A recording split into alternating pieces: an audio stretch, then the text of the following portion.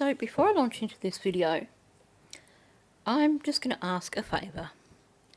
It seems that it is now just standard protocol for YouTube to demonetize any videos that I put out on Maddie's case. So you can help me out in 2 or 3 ways. If you are new to my channel and you're not subscribed yet, please subscribe. That definitely helps me get my content seen. And if you are subscribed, please hit the like button and please feel free to leave as many comments as you like on this video, because it's the people hitting the like and it's people making comments on the videos that gets them out there into the algorithm. And while that isn't going to stop YouTube from demonetizing this video before I've even published it, it may just bring in more views and perhaps at least bring in more subscribers, which will, in the long run, help my channel, even if it is struggling to remain viable at this point in time. I'm also going to ask one more thing of my subscribers, and that is, if you click on a video and that video is an AI video, it uses an AI voice, or it uses a bunch of AI created images, stock footage that is clearly not connected to the case, or a combination of any of the above, please feel free to click off that video and report it as spam, because it appears that there are more and more AI channels coming onto YouTube, and those channels are going to gradually bury smaller channels like my own. And over time, they will also impact on bigger channels, the ones that we all love, like Plunder True Crime and The Docket, and the kind of channels that, because of their size, can put in those initial FOIA requests, the ones that cost so much money, that allow the rest of us to come in behind and put in FOIA requests and get the materials at no cost. Without these larger channels, who have the capacity to get these FOIA requests when they're super expensive, then cases like Maddie's, we're going to find ourselves left in the dark. And even if these larger channels do weather the influx of AI channels, chances are their financial capacity is going to be greatly diminished, meaning that they still may be unable to get FOIA requests, even if the rest of us are no longer on the platform. Likewise, you might have seen a video that Paula, Plunder True Crime, put out a few weeks ago, where she was talking about clickbait channels and the way that YouTube is pretty much rewarding them, promoting their videos, and they're the ones getting the huge amount of views. So I would recommend that, in addition to choosing not to watch AI videos and reporting them, that should you stumble onto a clickbait video that you feel you've been misled with, then you're helping the honest channels if you report that video as being spam or misleading. Right now, it kind of feels like YouTube is just not supporting the channels that are here for the right reasons, the channels that are here for the victims, and are not in it simply for the clicks and views. So They're the ways that you can support your favourite channels and help them to remain on this platform. And of course, as with my video here, if you are watching a video by one of your favourite creators, make sure that you do hit that like button and make sure that you do leave a comment, because that's another way of supporting them. Now, you will have noticed a rather colourful butterfly in the top right hand corner of my screen. My goal is to keep that butterfly on my videos until Phoebe Bishop is laid to rest. For those of you who may not have been following her case, Phoebe Bishop is a 17-year-old girl from Queensland in Australia. I won't go into a great deal of detail on her case, but there is a playlist if you are interested in bringing yourself up to date with her case. I will be continuing to discuss her case on my channel, and I will certainly be covering the trial when that occurs, even though I'd say that will be quite some way down the track. Phoebe was due to fly to Western Australia on the 15th of May, 3 weeks ago, from Queensland. It's about a 5.5 hour flight. She never made her flight. She was reported missing, and a few days ago they finally found her remains in National Park, about an hour's drive from Gingin, where she had been living. Her housemates have both been charged for her death and are due for mention in court on the 11th of August. So the butterfly is my tribute to Phoebe. I may go into YouTube Studio and add it to my watermark, if I can remember how to navigate YouTube Studio to do so. So let's get back to talking about Maddie. So we are getting closer and closer to Stearns' first trial. We have motions hearings on the 2nd of July, and then the trial begins on the 14th of July. Those of you who've been following my channel for a while know that I've been going back through some of the more important interviews. I'm just doing a bit of an assessment, my thoughts, my opinions on those interviews. It certainly helped us to rediscover a few facts that had been forgotten, and also to correct a few bits of misinformation that are being spread. So one of the people who has been deposed and will no doubt be a witness at one or both of Stearns' trials is his former girlfriend, who was his friend from Disney. As you may recall, a lot of channels danced around talking about her interview because of a bit of fallout over doing so. Hopefully by now she realises that YouTube channels talking about her interview are going to pale in comparison with coverage of Stearns' case. I'm not going to be put off by other people's experiences. I'm just going to look at this interview regardless and share my opinion. Another thing I should probably mention before I jump into the main part of this video is that, yes, you may hear the sounds of a steam train in the background occasionally. It's a long weekend here.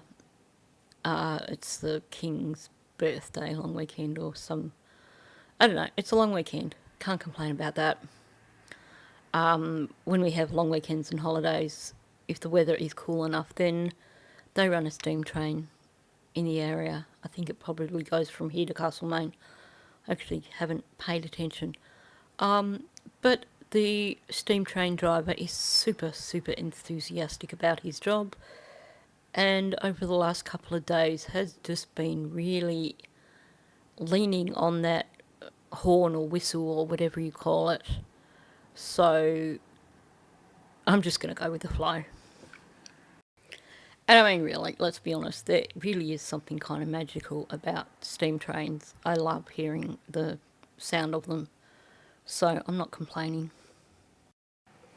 So with all that out of the way, let's jump in and take a look at this interview with Stearns' Disney girlfriend. So it's actually several days now since I did the intro for this video, and I'm going to leave it as is, and I'm going to explain why.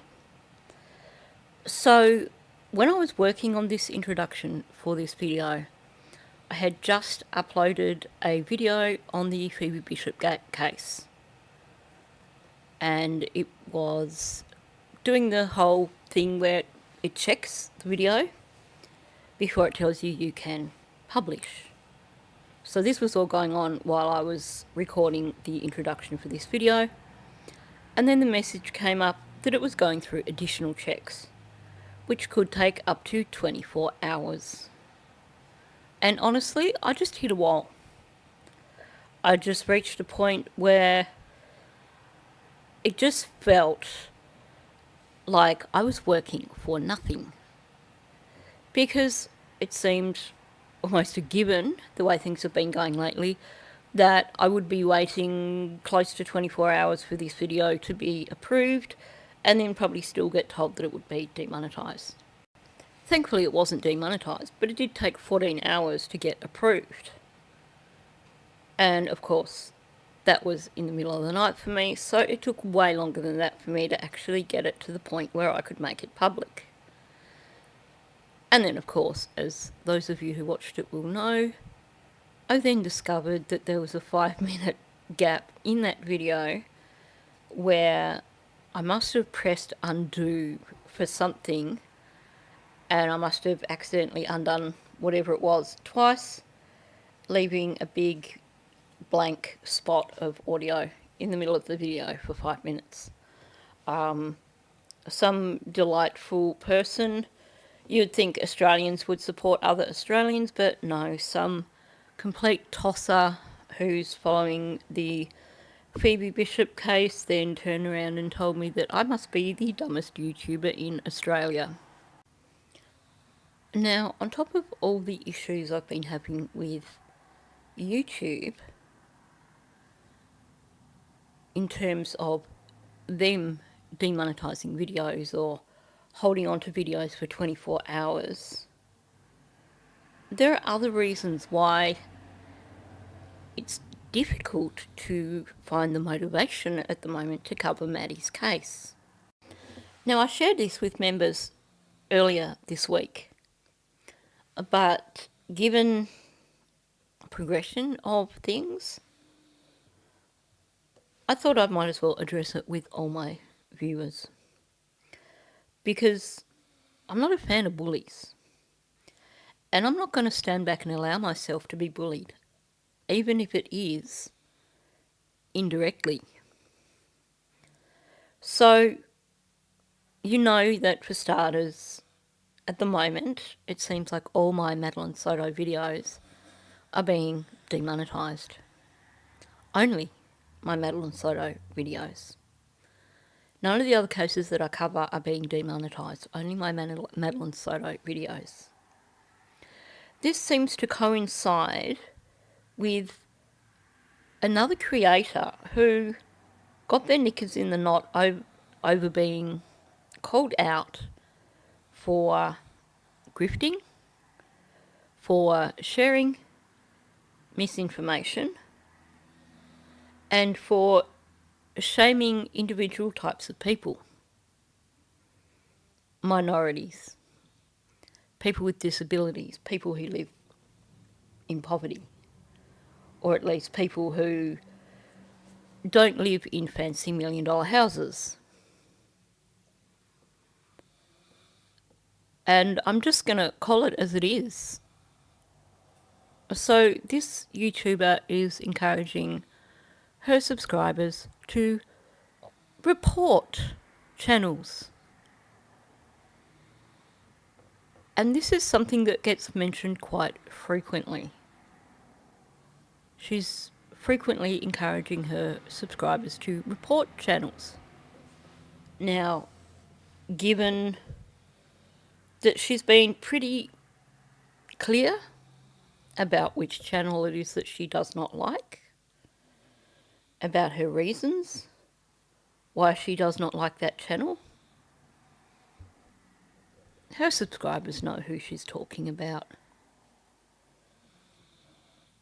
And it appears that there are those who have drunk the Kool-Aid, because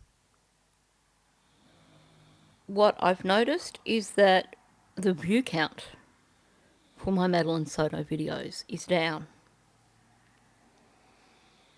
which usually occurs when you've been shadow banned for some reason. Now, I know that I'm only putting out factual information. I know that there is nothing wrong with my videos, and that there is no reason for people to be reporting my channel or reporting my videos. So this is a comment for those of you who have come over to hate watch. And I really don't like bringing this to my channel, or actually having to stoop to this level, say this sort of stuff. But I'm not going to stand up and continue to be bullied.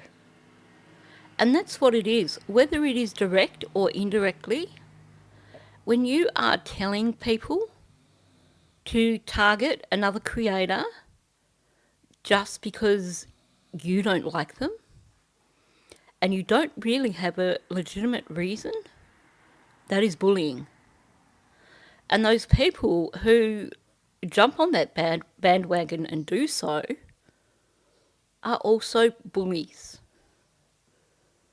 So my question to those people who are participating in that, first of all, what is it that you personally gain from doing this? Also, what exact reasons do you have for doing this? Other than that you are simply being someone else's puppet? You are enabling bullying, and you are allowing yourself to be manipulated. My other question is, how does this actually help to achieve justice for Madeline Soto?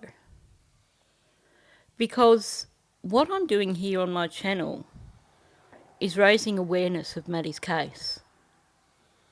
I am looking at everything relating to this case, whether it's going back over old interviews, whether it is looking at documents, whether it is discussing new things that have been released. Everything I do here is for the sake of justice for Madeline Soto. And here's the thing, I don't care if my Maddie Soto videos don't get out into the algorithm and only get so many hundred views. I don't care if every one of my Maddie Soto videos is demonetized. I will just work harder. I will make sure that I'm doing videos on other cases that will be monetized and allow me to continue to afford to continue my channel. And while I don't share my personal or professional details on this channel, I just want to point out that this year was going to be a year off for me regardless. I had been approved to complete a master's degree, and I was going to be spending the year doing that. However, I chose instead to spend this year basically putting time into my YouTube channel and see if that went anywhere. So I have all the time in the world to be focusing on my channel right now. So if it means that I'm putting in 12-hour days to keep this channel going, then I will do that. And you know what? I will continue to speak up for what's right. I will continue to correct misinformation.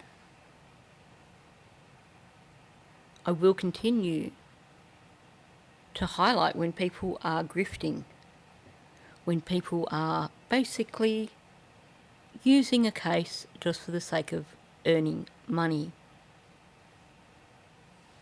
I will also continue to speak up against people who make comments on their channels that shame other people or groups of people, or comments that promote hatred, comments that promote this gang mentality. And most importantly, I will continue to talk about Maddie's case, because I want to make sure that justice is served for Maddie. I want to see that every single person who is responsible for what happened to Maddie sees justice heading their way. And I will not have bullies dictating to me what content I can and cannot cover. And I realise that there are people who have been loyal to me in the past who will be offended by me saying this and will unsubscribe, because I know there are people who believe these things are best left unsaid. But to be honest, I'm at the end of my tether. So with that said, I have definitely delayed long enough. So for those of you who are still around and haven't been driven off by my rant, let's jump in and take a look at this interview. All right, today's date is February 29th, 2024. We are at 1369 Boulder Drive, Kissimmee, Florida. Reference to case number 24001809.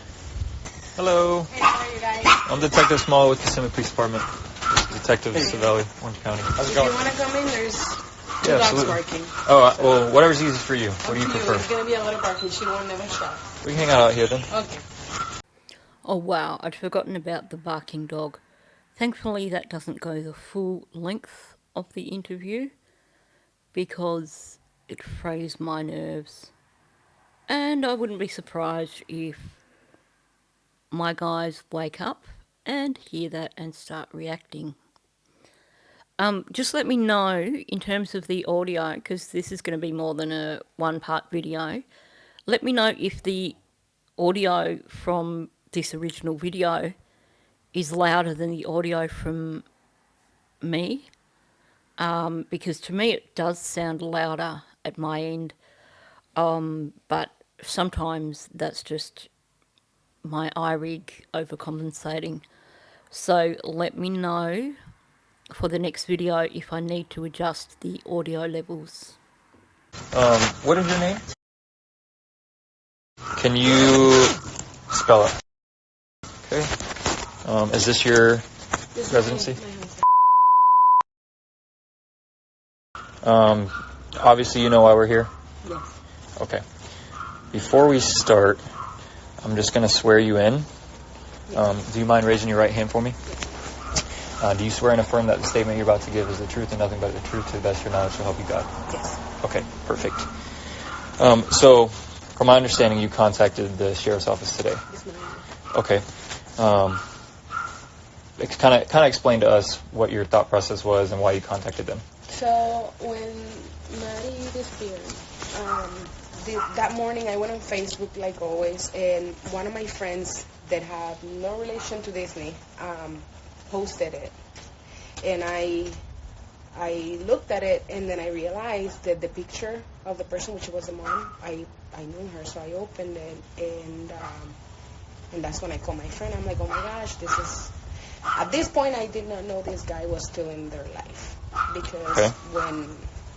when he and I were involved, he told me he broke up with her.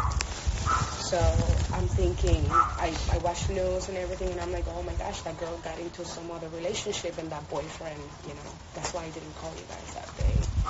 Okay. I think this is going to be another one of those interviews where the further through it we get, the more we realise that we actually missed quite a lot the first time round.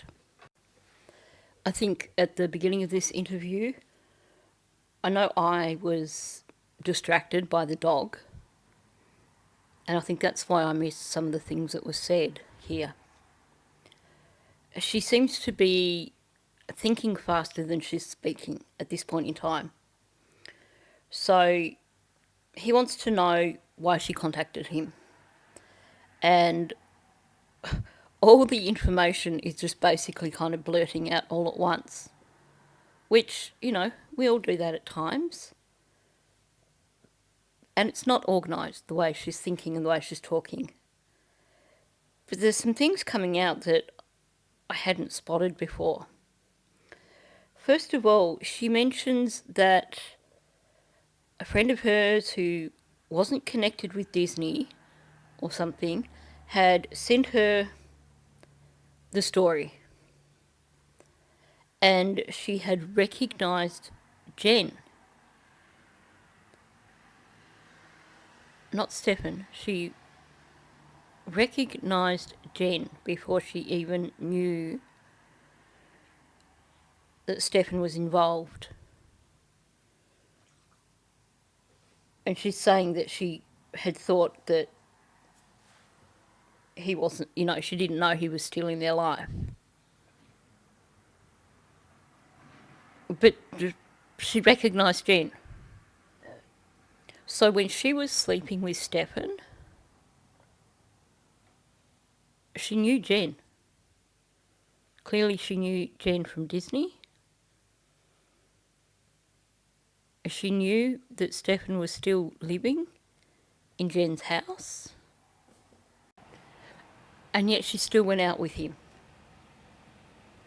Maybe it's just me, but that just seems a little bit odd. So after saying that she didn't know he was still in their life and that she thought that Jen must have got into another relationship or something like that, she then says, that's why he didn't call me back. Is she referring to Stefan here? Because later in the interview, she basically says that she really disliked him to the point where she cut off all contact and she didn't even want to work in the same department as him. So for her, if she's talking about Stefan not calling her back, that doesn't sound like someone who had cut off all communication with him. Like I said, she's all over the place with what she's saying at this point in the interview, because he's asked her a very open question and her brain has just gone, okay, let's blurt all this out in one go, and kind of hasn't tried to filter anything on the way out. And this morning, I was in the parking lot at work, waiting, and that's when someone told me, hey, there was a man. So that's when I figured that was her boyfriend still. And that's when I felt really bad because I met him in 2022, by the end of 2022. We worked together at Disney. And there was like a little group of people that would meet up. We met up a few times to play board games. Consequently with that, he and I started seeing each other, more like hanging out here, playing board games, and then it progressed. But it progressed once he told me that he was no longer in a relationship. He told me that she opened a relationship so she can date someone else, Jen. Jen, okay.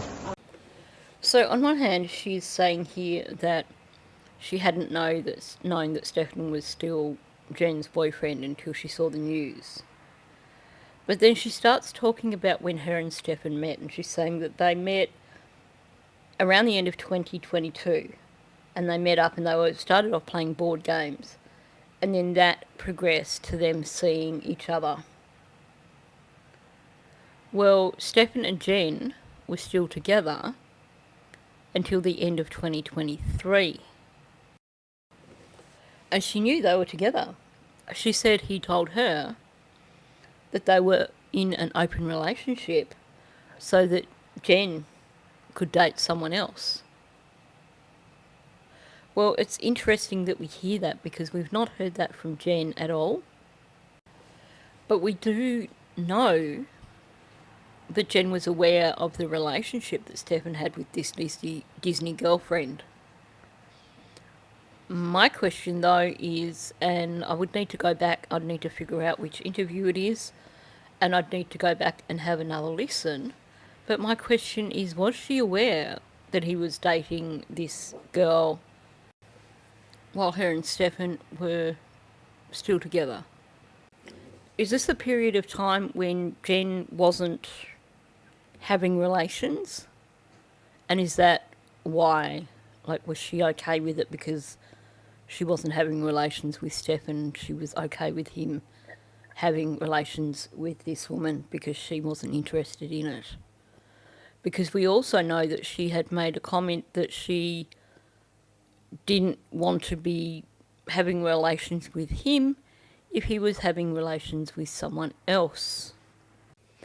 And if you can remember what it was that Jen said and which interview it was, let me know so I can just hop over and have another listen. And then it went downhill from there.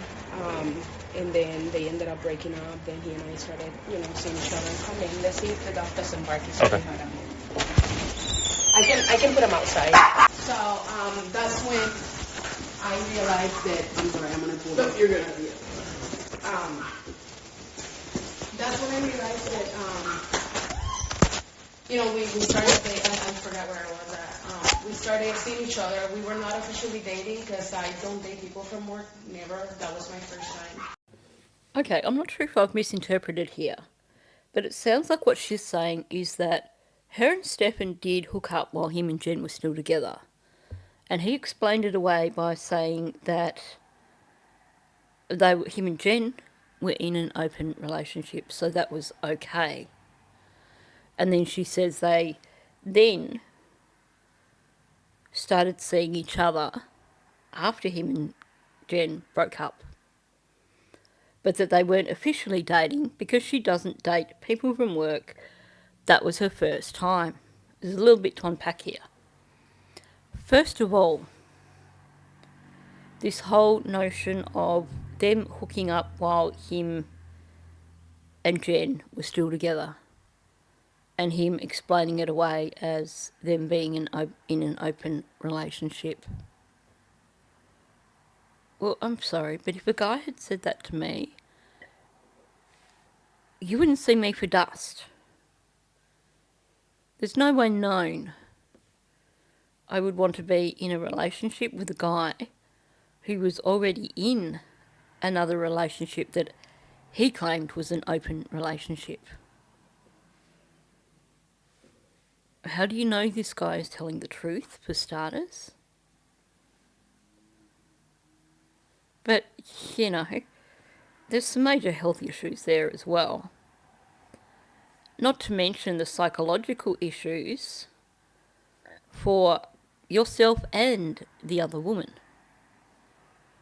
Yourself, because you know that you are essentially the other woman, even if it is supposedly condoned. Also yourself, if it turns out that this guy lied to you and you're suddenly in a middle of a really messy situation. And of course, there's the other woman to consider. You would want to be in her shoes if it turned out that he was lying. That said, I do need to recognise the fact that this woman and I are worlds apart. We live in completely different countries. We come from completely different backgrounds. And I guess you could probably say completely different generations. Age-wise, I would say she's probably in between my generation and my nieces and nephews. But either way, it's not a situation that I would have ever found myself in. Now, the other thing that she said here, she said, that's when we started seeing each other, but not officially dating, because I don't date people from work. That was my first time. That was your first time doing what? You don't date people from work, but that was your first time. So I think she's trying to separate herself here a little bit. I think she is trying to remove herself from any sort of emotional connection with Stefan. She's trying to offer a moral stance here. I am a far better person than Stefan. I didn't even officially date him, and I kicked him to the curb. But then she actually refers to him being the first time she's dated someone from work. So while she's saying that they weren't officially dating, because she doesn't do that, she then contradicts herself immediately. So I think probably at the point of time when she was doing this interview, she was wanting to disassociate herself as much as possible with Stefan Stearns. So we need to take this into account as we listen to this interview, because it may just be that things that she is saying, she's perhaps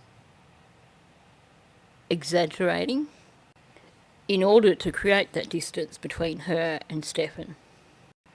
From memory, throughout this interview, she gives the impression that they were never really serious. But I think we need to question that, given that already we see this contradiction. She actually does believe that they were dating. It wasn't them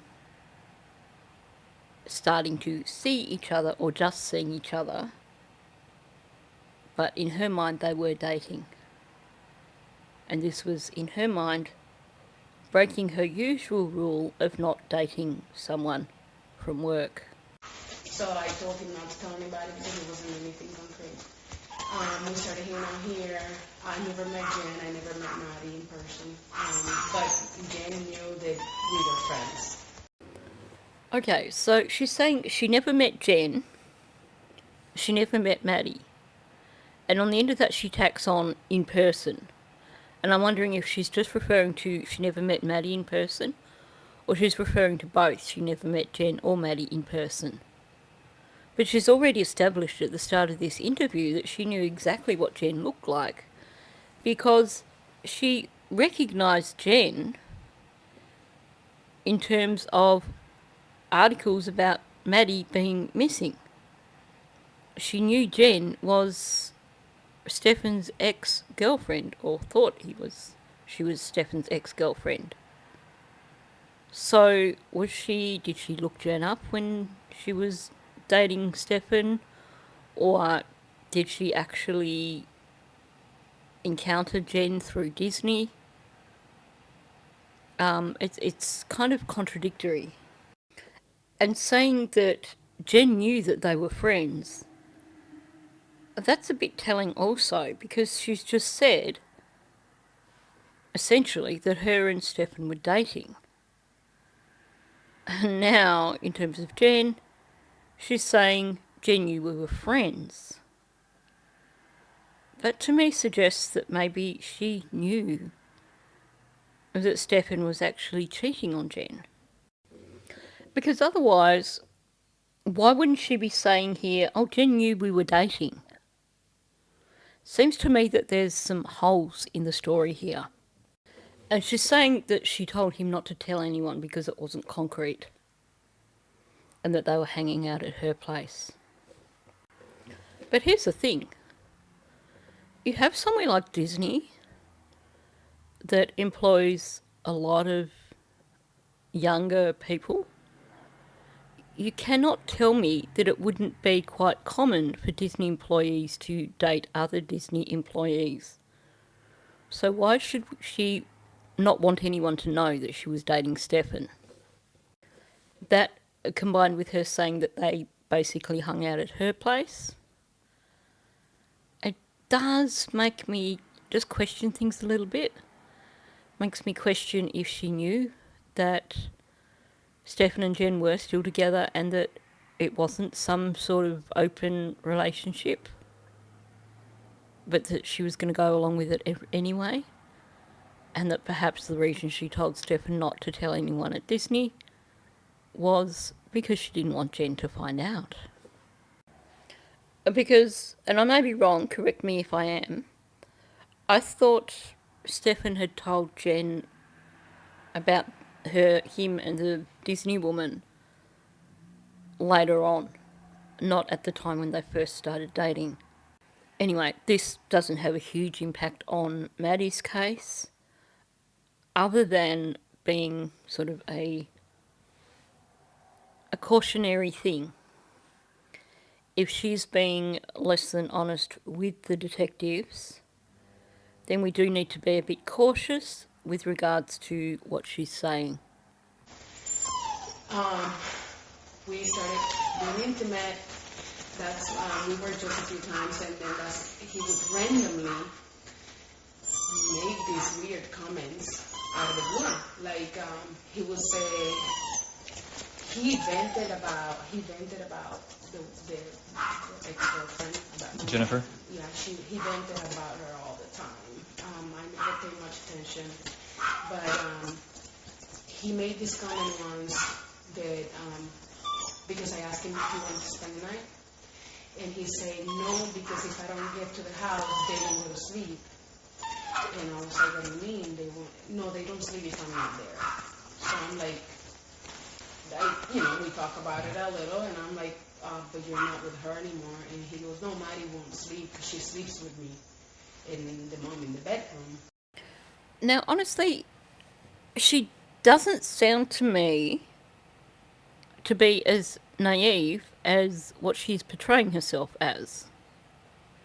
She's saying that she's wanted Stefan to stay overnight, and he's said no, he has to go home because they won't sleep.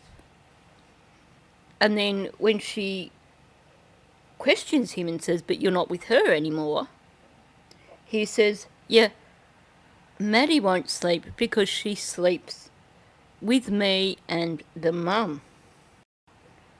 So not only has he changed his story with her, but he's admitted that he's sharing a bed with the person who he claims is his ex-girlfriend. And that the reason he can't stay overnight is because Maddie won't sleep. Although initially he says they won't sleep. I'm sorry, but if I was starting a relationship with a guy and he wasn't going to stay overnight because he needed to go and share a bed with his former partner and her teenage daughter, or almost teenage daughter, I'd be kicking his ass out that door pretty damn quick. Surely nobody on the planet would be so naive to think that a guy saying that he can't stay overnight just because he has to share a bed with his former girlfriend. They're not together anymore, but they're still sharing a bed. I'm sorry, why would you accept that? And it seems that the fact that she has questioned him over it shows that she's really not all that naive. So why was it acceptable then when he not only mentioned having to share a bed with Jen, but also changed his story from they won't sleep to Maddie won't sleep. It sounds to me like she may have perhaps been happy to accept Stefan's excuses because that absolved her of any wrongdoing. Now, way back when I was doing my second university degree, I worked in a pub for a few years. I had previously owned a pizza shop while I was in between my 2 degrees, and having gotten out of that so I could go back to uni, I still needed a few hours work each week to get me through this degree. This particular pub needed someone who could basically set up a pizza business from their kitchen and train the staff, manage the business, etc. So I stepped in and I did that for a few years. And this was in one of the more shady suburbs. Staff used to park their cars within sight of the bottle shop so that their cars would still be there at the end of their shift. And you did have a few locals who would come in and get jobs there. And, they were nice enough people, respectable enough people. But then they would offer you goods for cheap. Not only would they offer you goods for cheap, but they would tell you, you tell them what it is you want and they'll get it for you. Now, I wasn't naive enough to believe that this was anything legitimate and that I wouldn't be breaking the law were I to actually give a shopping list to this individual. So my comment was always, thanks, I'm good, I don't need anything. So this girlfriend talking about how Stefan used to have to head off of a night and he couldn't stay the night because otherwise Jen and Maddie wouldn't sleep without him. It kind of reminds me of that situation a bit. Nobody could be that naive. Why would you continue to be in a relationship with someone who said they couldn't stay overnight because they had to get home so they could go to bed with their ex-girlfriend and their ex-girlfriend's daughter because they wouldn't sleep otherwise? Like, hello. It kind of feels like we're seeing a little bit of fake virtue signalling here, possibly for the benefit of the detectives, since after all they are law enforcement. And I was like, but how old is she? Because I thought she was 12, and that's when he said, yeah, but he said something about her being autistic, but not being like. She's high functioning? Yeah. Okay. And then I'm like, but she's still 11, you're not the dad, you shouldn't. I try because I have a bachelor's, I'm a teacher, I don't teach, and I try to, hey, not appropriate, and then he goes, no, she doesn't sleep if she's not cuddling with me. First of all, I don't think you really need a teaching degree to see that it is inappropriate for a grown man to be sleeping with a 12-year-old girl that's not even related to him. And can we note also, she said that they got together in 2022, at the end of 2022, meaning that if she's talking about early 2023, Maddie would have only just been 12. Either way, she was still too old. Well, no age, sorry, I have to say. And There may be people that want to defend it, go for it, but no age should any child be sharing a bed with a male who is not their biological parent. These days there are far too many individuals out there who are like Stephen Stearns for any parent to consider it okay for their child to share a bed with a non-biological adult. And claiming, oh well, I have a teaching degree, and hey, he said that Maddie was a high-functioning or had high-functioning autism spectrum disorder, and how that somehow makes it okay. No, it doesn't. In actual fact, children with disabilities are more likely to fall prey to individuals like Stephen Stearns. So when someone tries to justify, when a grown male tries to justify sharing a bed with a prepubescent girl by saying, well, you know, she's high-functioning autism, huge red flag. It is not okay. It is not an excuse. And it kind of feels like so long as he was able to give her an excuse, she was going to let it go. Because she's saying that she told him that it wasn't appropriate. And his response was, well, she doesn't sleep if she's not cuddling with me. That is the point in time when you throw his ass out the door and you ring up Child Protective Services. And honestly, for someone who is proud of having a teaching degree, she doesn't seem to have a lot of concern for the welfare of the child. So long as he's got an excuse, she's willing to let it go. And I know there's going to be people out there who say I'm being too harsh on her, but to be perfectly honest, when we look at the list of adults who let Maddie down,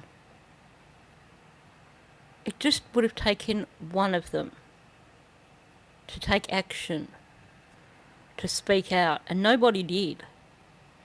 So at this point in time, when we're talking about the life of a 13-year-old girl, then I choose not to be lenient on people who could have spoken out and could have made a difference. And I was like, whoa, that's not.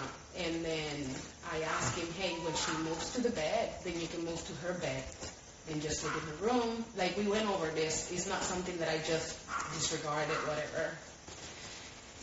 He had a way to play with words that I thought he was just dumb. I didn't think he was like a bad guy, like doing something to her, you know? So again, she's skirting around what it is she's actually saying here. She's saying on one hand that, well, he was giving excuses. She clearly realised after what she'd said that it did sound like she had disregarded things. And she says, look, you know, I told him there were alternatives and I told him what they were. And then she says, he had a way with words. And I thought he was just dumb. That's actually, to me, sounds like a contradiction, first of all. If someone has a way with words, generally that's not because they are dumb, it's because they are manipulative. So why exactly did she think he was dumb? And then she says, I didn't think he was a bad guy doing something to her. This is a variation of what we've heard from every single adult who let Maddie down. They saw red flags But they didn't think there was anything wrong. And they just disregarded what they saw. Because no matter how you want to spin it, she still did actually disregard the fact that Stefan was sharing a bed with Maddie. Whether you disregard it saying that, oh well, I just thought he was dumb, or for any other reason, you're still disregarding it. And when someone has shown to you that they are the sort of manipulative person who changes their story when you question them, which she's showing here that that's exactly what he was doing, why would you consider them to be dumb? To me, that would be a huge, huge red flag. Now, here's the thing that I can't quite figure out. Is she trying to justify her actions in her own head? Is she looking back, recognising that maybe she made some choices that were based more on her own needs than on doing what was right? Or is she trying to justify it for the detectives, knowing that basically they are investigating this horrible situation that has occurred with Maddie, and she doesn't want to sound like she's been in the wrong with them? Another occasion, he said that he was upset because sometimes he would go and take a shower, and then Jen would be in the bedroom. And then when he comes out of the shower, Maddie is sitting in bed with Jen, and then he'll be coming out naked, and Maddie will see him naked. Now, every time I hear her say this, I'm disgusted on so many levels. First of all, let's start with Stefan. He should have known that was inappropriate. He should have known that Maddie would be in that room when he came out. So he should have been dressed when he came out. Him claiming to be upset is utterly, utterly disgusting. Especially when we now know what was going on. He wasn't upset over the fact. He was just saying that to her to try and gain points. Now, let's move on to Jen. She should have been upset. She should have been kicking him out of the house, saying, I don't want you in front of my daughter naked. She should have actually drawn the line there and said, this is inappropriate behaviour around Maddie. But clearly, Jen wasn't bothered by it. Okay, now let's talk about this Disney girlfriend. She already has information from Stearns that he was sharing a bed with Maddie. He tells her that he was coming out of the shower naked and Maddie was in the room. Did she report it? No. This sort of information is something that should be reported to Child Protection. But she chose not to say anything.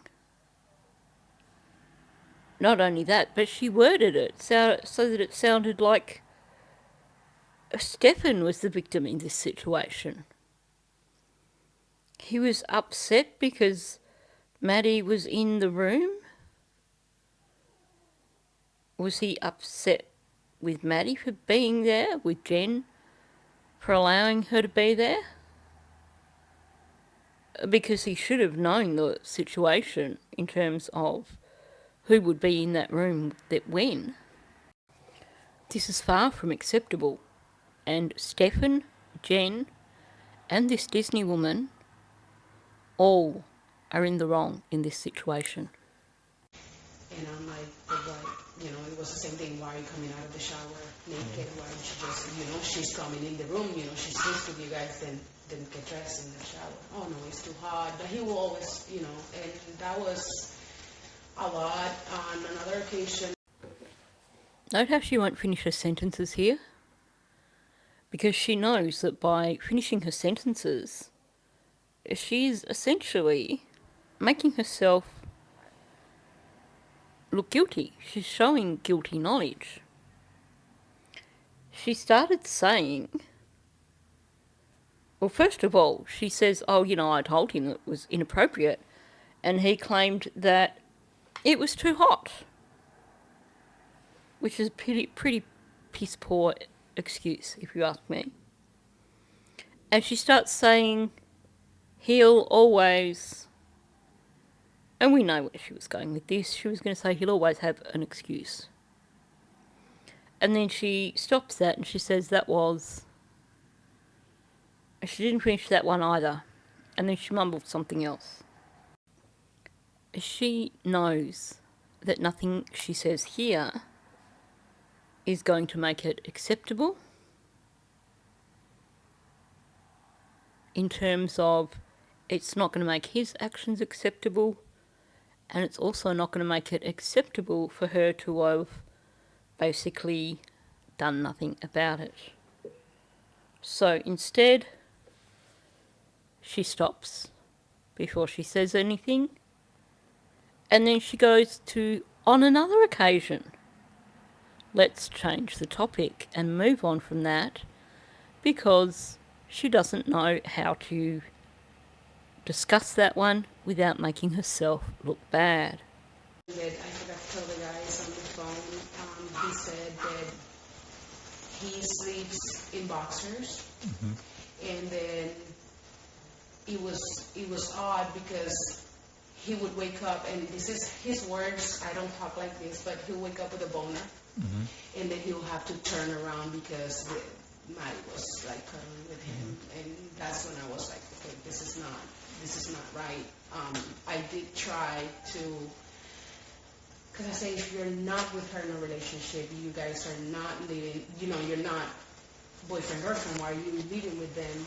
There's many people at Disney that are looking for roommates. You can rent a room. And then he said, no, I cannot afford it, and I don't want people living here with me. I live alone and I love it. So I wasn't going to invite him in, but at that point I was like, there's no way to like work this around. I don't want to be involved with somebody that is doing these things, and I just broke it off with him.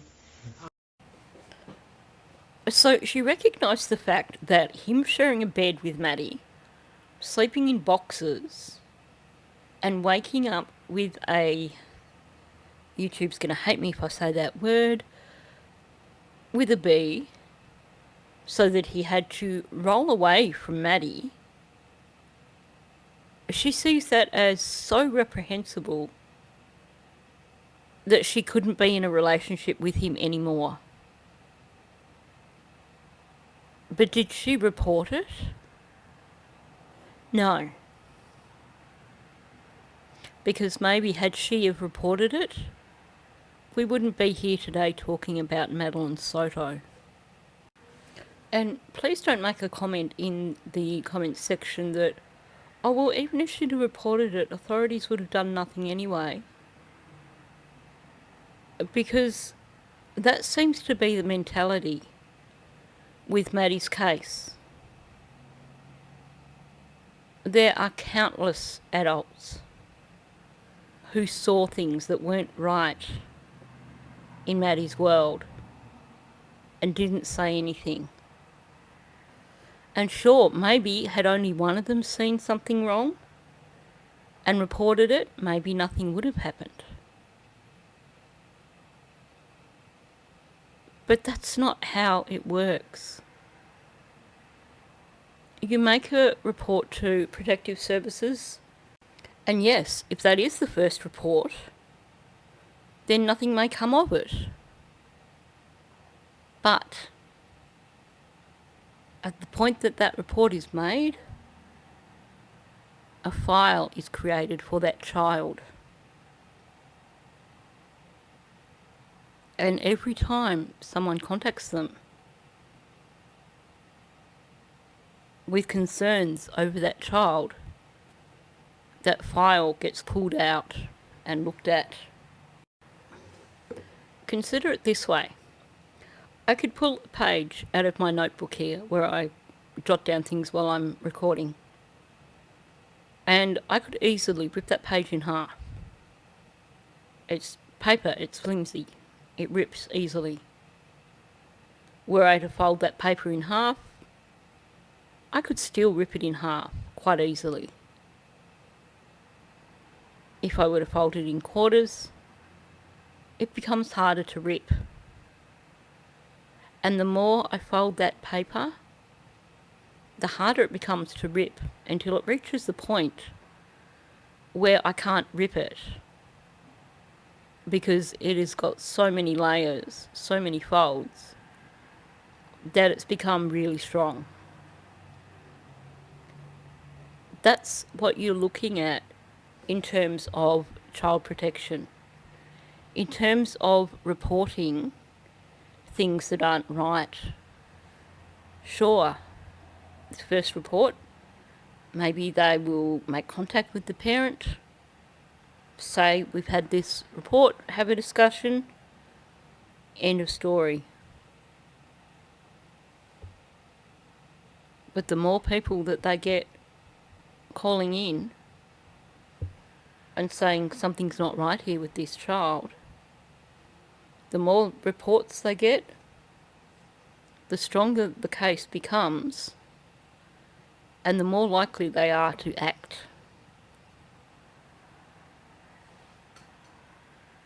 So when someone decides, well, I won't report it because child protection won't do anything anyway, that's one less fold in that bit of paper.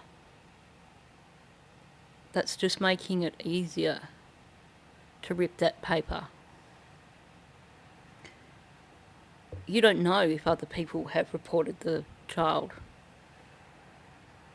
You don't know if there is an existing file already. You don't know if your report could be the final fold that makes that bit of paper unrippable. He was very controlling, and he would try to manipulate. Okay, well, that's interesting. When she's talking about Stefan in relation to Maddie, she says she just thought he was dumb. And now, when she's leading into talking about her splitting up with Stefan and the way he reacted to it, now he's controlling and trying to manipulate. So did you notice what she's doing here? She's basically gone from, on one hand, using the excuse of, I just thought he was dumb, to distance herself from what happened to Maddie and essentially absolve herself from any kind of blame. Essentially, the message that is supposed to have been received there was, I didn't think there was any red flags really because I just thought he was dumb and nothing was going to come of it. Even though, throughout that whole description, she described him in a way that I would consider as being manipulative. His changing his story when she questioned him.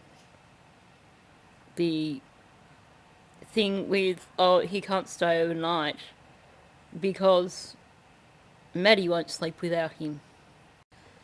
Now, when it comes to talking about her and Stefan, for her to distance herself from it all, she has him as actually now being controlling and manipulative. That way, essentially, she's done the right thing right through. Now, I know I sound like a bit of a cynic here, but when someone flips from describing a person as being dumb for one cause and then flips to that person being controlling and manipulative for another reason, then you've got to ask why. And it seems to me that the reason why here is that she's doing her best to separate herself from the situation by giving these attributes. Ones that basically, the ones that suit best in terms of making her look like she has no connection to anything to do with Maddie. You know, the first part, essentially, her saying that she thought he was just dumb, is an excuse for not acting on the things he told her. And now, to make him look like a bad person in terms of the whole breakup, which he is, because she made a good choice, but still, she has to paint him as the one who is controlling and manipulative. And for instance, at work, he wanted us to stay friends. I'm not a person that wants to stay friends, so I told him that while we're at work, if we need to talk, we will talk, but other than that, I don't want to keep friends, and he tried to force me into keeping my friendship. He started harassing me at work, and that's when I threatened him, like, if you don't stop, I'm going to go out at HR or I'm going to call the cops. And, but it's just the fact that I feel like if I had said something, but sometimes you wouldn't think, I just thought he was dumb, you know? She seems to revert back to the argument of she just thought he was dumb anytime she's trying to explain away inaction. So now she's saying that after they split up, he still wanted to be friends, and she was like, no, we'll talk at work if we have to. But he began to harass her. And she's saying she didn't do anything at that point in time because she thought he was just dumb, even though he was harassing her. And she threatened him that she would go to HR or to the cops. But she didn't do it because she thought he was just dumb. I feel that perhaps she was someone who shied away from taking action on anything. You know, it's the same thing. She's admitting that the relationship with Maddie was inappropriate. She's saying she told him it was wrong, but she didn't act on it because she just thought he was dumb.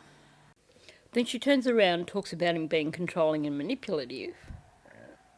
But as soon as it comes to something where she probably should have taken action, she reverts to him being just dumb. It feels to me that she was perhaps the kind of person that shied away from taking action on things unless things really came to a point where they were affecting her personally. I know she does later mention that she did take some sort of action at her work in terms of his harassment. But, I mean, she's saying here that initially she chose not to. Okay, so I know that a large portion of this video, the first 20 minutes, was me off topic, some of which was ranting, some of which was just me discussing various things. But I think this is a good spot to stop this video. He then goes on to ask her about her when she actually began her relationship with Stefan, and to kind of go back over some of the things that she's said. So questioning her about some of her comments. So I guess you could say the next part is more of the interview phase. He's pretty much let her say her piece so far. But after this, he does start to double back onto the things that she said and ask her questions about that. So we'll go on with that in the next video, which should be tomorrow's video, barring any additional things that I need to cover. So on that note, if you're still here, thank you for listening. Don't forget to hit the like, especially with our Maddie videos. Hitting the like is going to help me to get these videos back out there into the algorithm. And of course, please leave a comment also. Thank you, and I will catch you in the next one.